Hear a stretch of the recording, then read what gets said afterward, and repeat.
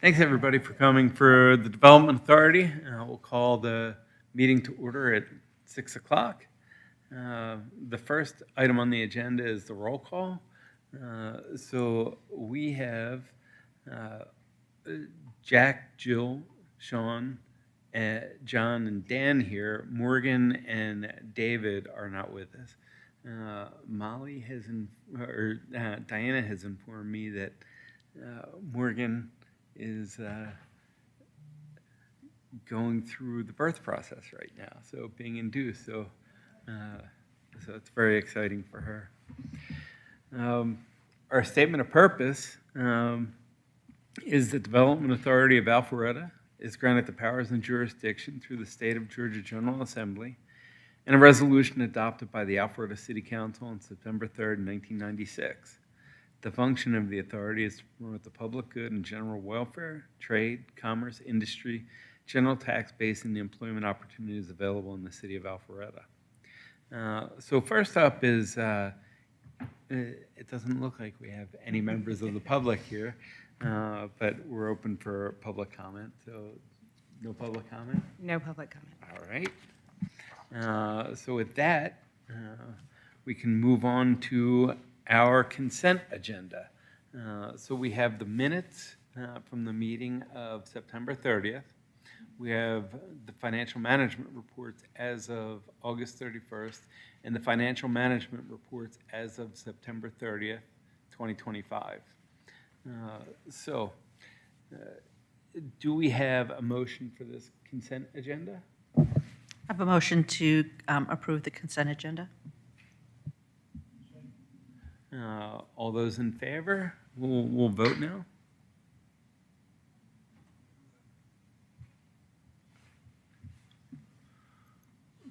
Just hit your screen. There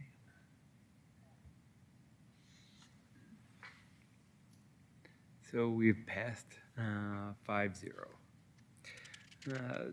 Next up on the agenda then is consideration and the approval of the 2026 Development Authority meeting schedule.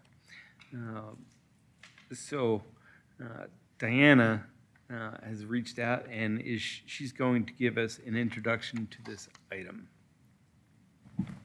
Thank you very much. First, I want to say it's a pleasure to be here with you today.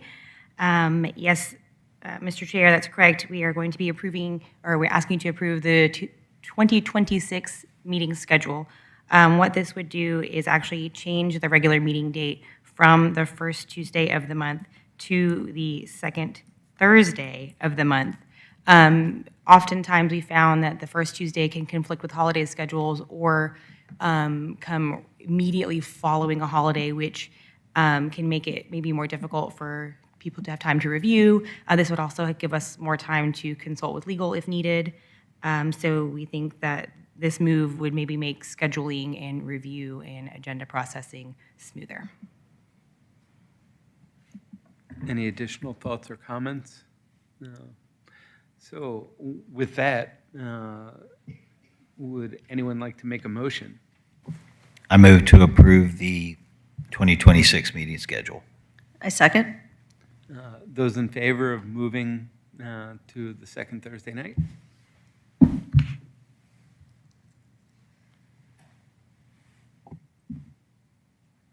So that has been approved, 5-0. So next up is a presentation on the new, we have new training requirements, and Diana is going to give us an update on this. And while she's moving down there, I'll start off real quick. But yeah, it's been a pleasure, as many of you have met Diana. She had our team running just over a month and a half ago, so extremely excited to have her here with us and contributing off the bat. And one of the things that she's going to present today is some new training requirements that were passed at the state level through the legislative cycle this 2025 year. So Diana, you can take it from here. Yes, that's right. Thank you. Yes, this will be an update on some new training for Development Authority members. There are now two types of training required. You have the 8-hour training following a member's appointment, which you have each already satisfied. We now also have a continuing training that's going to be completed by each member yearly. And this is the new requirement. The statute states that members must complete 2 hours of continuing training on development and redevelopment programs each year. It can be in person or online. And it's going to be critical that this continuing training is completed annually. If a member fails to complete the training for 2 consecutive years, his or her voting rights would be suspended until the training is complete. So it would be a best practice to keep up with training annually. There are several organizations, including the University of Georgia's Carl Vinson's Institute of Government, Georgia Tech Center for Economic Development Research, and there are others who have training programs and courses that have been designed to satisfy these training requirements. Myself and the Economic Development Department are happy to assist you in meeting your requirements by identifying training opportunities and communicating those with you and selecting those that are appropriate, and assisting with registration and facilitating attendance or as needed. And then once you have completed training, I would ask that you would submit to me or the department. You'll get typically a certificate of completion or maybe an email or any other documentation acknowledging that you've taken that training. We will maintain that for our records, as there are some certain annual reporting that requires that information. Are there any questions? So it started July 1st of 2025. Yes. When Yes, is so this the is gonna first be- 2-hour slot required to have been completed? Yes, great question. It's going to be based on the fiscal year, so it will follow that. So starting, you will have until the end of this current fiscal year, which I believe is June, right? Mm-hmm. Yes. So we will work in the next 6 or so months to get training. There are already trainings that are coming online, and so I can communicate those to you, and we can select those that work for your schedules and then meet these needs.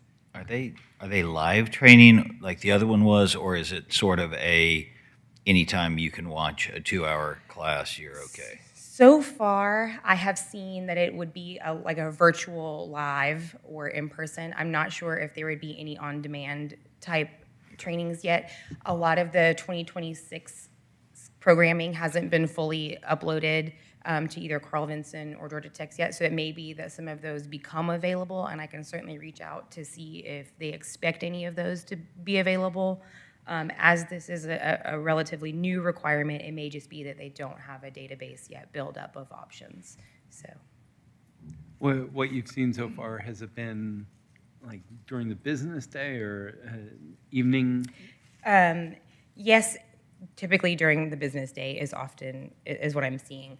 But let me reach out and see if we can, if they have any on-demand expectations, or even what maybe scheduling expectations they have for the 2026 calendar year. Mm-hmm. Perfect. Thank you. Sounds good. Thank you for keeping us honest. Yeah. And real quick before we close this up, yeah, it's been interesting to kind of track this because, you know, sometimes with new legislation, it gets passed, and then not necessarily the infrastructure is built yet for it. So I believe with Diana's research, it's been a little bit of a scramble on their end to try to figure out what it actually means and develop the training to make sure it satisfies. So we'll continue to track that and make sure that that we're on top of it and make every full faith effort to give you all as much heads up as possible and getting it scheduled and getting it in, hopefully before the end of the year. But they also, we have to have options in order to have you all get registered, and also want to make sure that they can definitively tell us that the course that we sign you all up for will meet the requirement, because we don't want you all signing up for something and then it coming back later on and saying, oh, well, that didn't actually satisfy this. So that's some of the things that we'll do on our end to try to make it as smooth as possible for you all. That's right. Thank you. And on that note, we're going to have Charlie continue to speak. He's going to give us an update on what's going on in the Economic Development Department. Yeah, and I've got a couple updates on Development Authority projects that I thought I'd knock out first. One, at the September 30th meeting, if you recall, the Development Authority approved a $20,000 donation to the Lights on the Loop. So I just wanted to update you that the MOU has been executed and payment has been made to the Alpha Loop Foundation. And just as a friendly reminder, that I believe begins this Friday, December 5th, through and will run through December 31st. So you or anyone else listening, hopefully you can find some time to make it out there this summer, or sorry, this Christmas.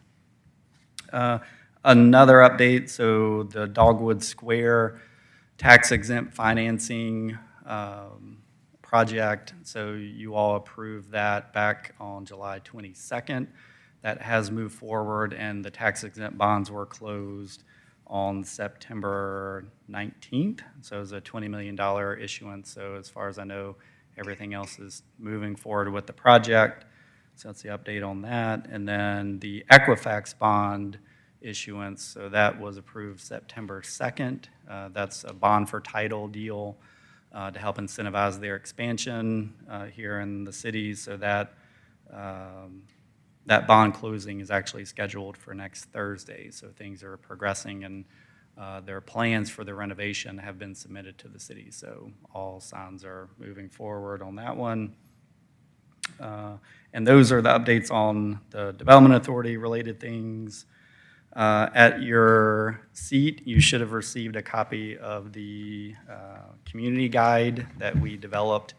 So this is a brochure that Mandy worked on.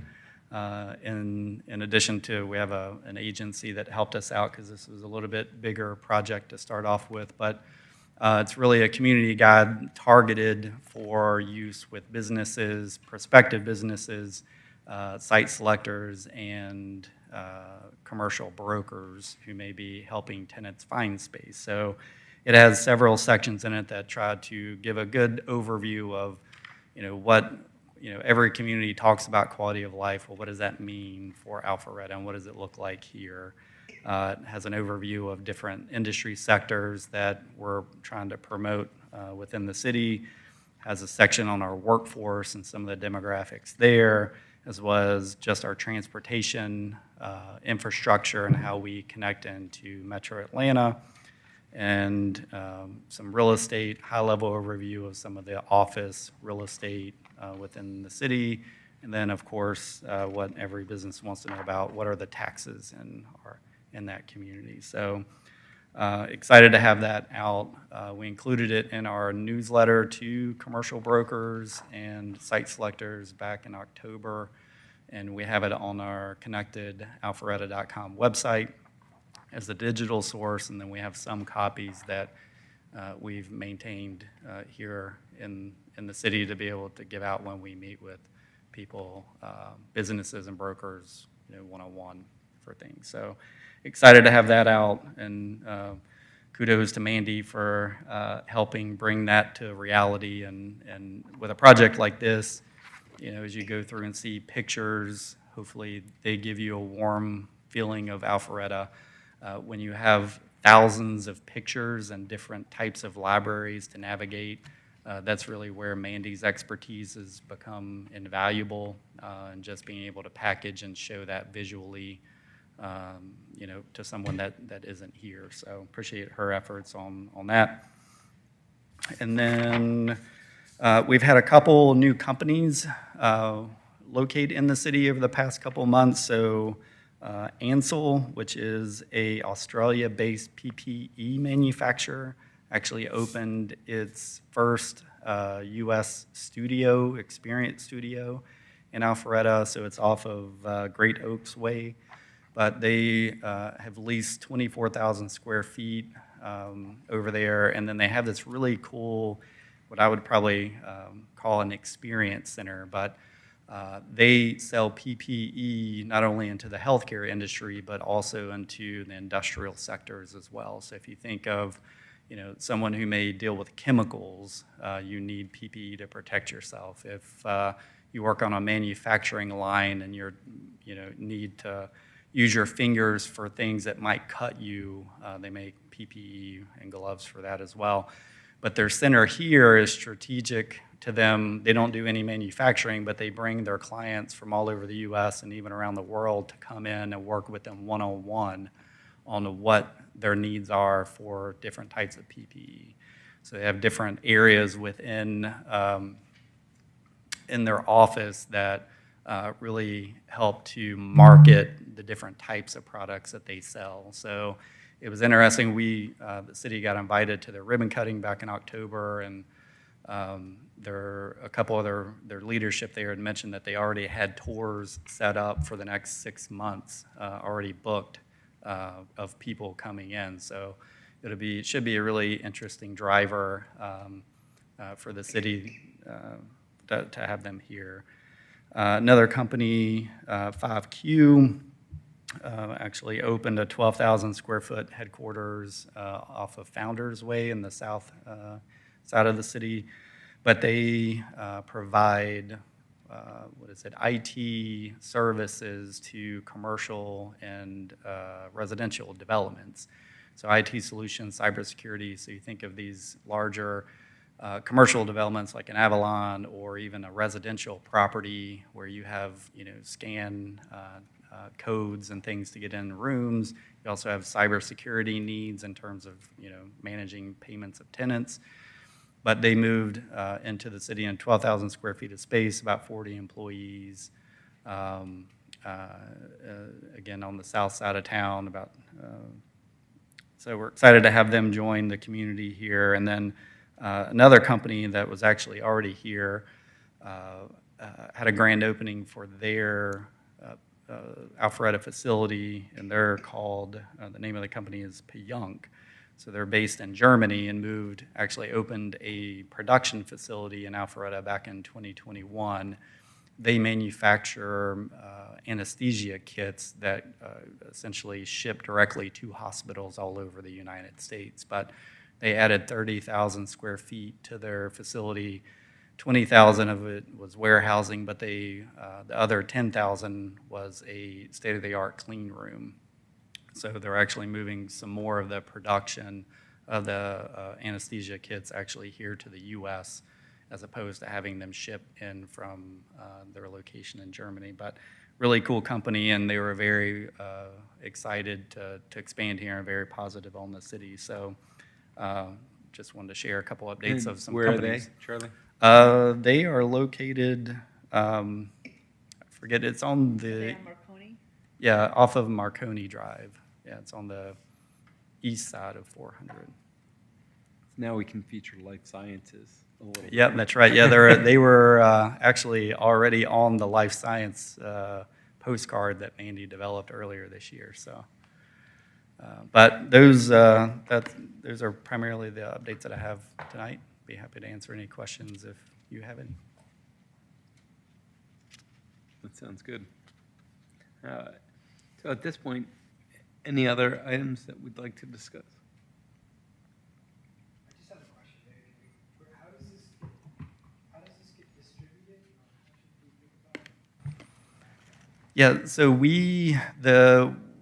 there's a couple ways to distribute it. So internally, we use it primarily through either digital marketing. So we've sent it out to all the brokers via email. But we do have some copies. I think we did a initial run of about 100, but we have them internal, and if you or anyone on the board, the authority here would like copies of it, we'd be happy to share them with you. But yeah, our goal is mostly to use them, not in necessarily a mass mailing, just because of cost and the printing there, but being strategic and making sure that we're bringing materials. And we're actually working on a project now of developing kind of little pieces of swag to go with the Alpharetta branding as well, to kind of bring it to life as well and bring more exposure to kind of the website, have that on there to help drive traffic as well. my one comment is, I think when I see this is awesome, and I like the visual, is I do think like a citizen would appreciate seeing Yeah. this. So like, the ideas that come to my mind is maybe a collab at the farmer's market, even like Alpharetta Foundation, somewhere else where there's opportunity for cross communication of just the folks that live here on developing, just because this is like. Yeah, it's beautiful. That message can be spread that way too. Would you mind using your microphone? So sorry. So sorry. You don't have to repeat it, but. Yeah, no, I think that sounds great, and love to have a conversation to seeing how we could make those available, and I'll look over at Mandy as well to kind of brainstorm of ways to just get it out to the general population as well, because, I mean, you're right, that's one of the tactics, with social media, is we help push things, different articles out that we post ourselves, but the power of it is when hopefully people in Alpharetta see it and like it, and then it gets pushed to their network as well. So I think that would be a great avenue of thinking about distribution, of even getting them out to some other community groups. And, commercial real estate brokers and residential real estate brokers to have this on their coffee tables while people are waiting, to be able to flip through this and see this. It's really nice. You did a great job. All right, with that, since there's no further business to discuss, we are adjourned at 6:22. Wait, you had something else? At 6:23, yes.